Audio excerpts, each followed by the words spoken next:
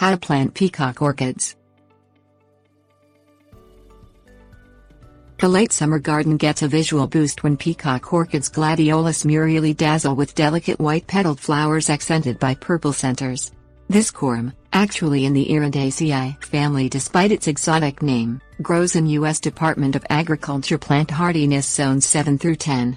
The plants grow 2 to 3 feet tall, with flower spikes that support anywhere from 2 to 10 long-lasting flowers. If you decide to plant peacock orchid corms as a part of your spring gardening tasks, take the time to prepare the soil properly before planting, which paves the way for a strong blooming season. Things you will need: garden fork, compost, trowel. Plant peacock orchids in the spring as soon as the soil temperature reaches 50 F. Select a site in full sun with loamy, humus-rich soil that drains well.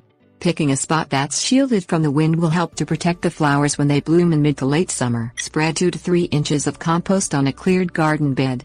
Dig the compost into the bed, mixing it with the soil 12 inches deep. Use a garden fork to thoroughly blend the soil.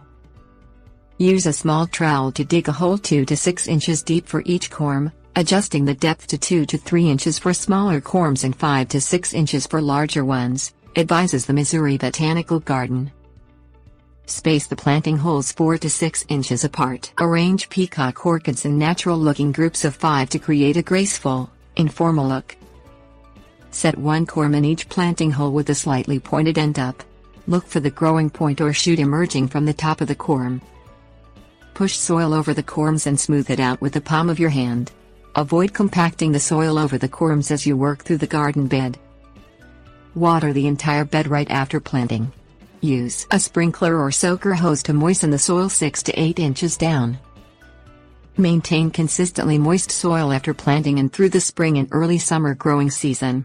Watering frequency varies, depending on your specific soil conditions and the weather. To determine how often to water, insert your index finger 1 inch into the soil and water if it feels dry.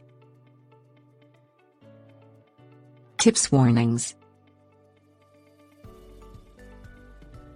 Encourage early flowering by starting peacock orchids indoors. About 1 month before the last frost date in your area, plant the corms in pots. Use standard potting soil and set the corms 2 to 6 inches deep, depending on their size. Keep the potting medium moist and set the pots in a sunny indoor spot.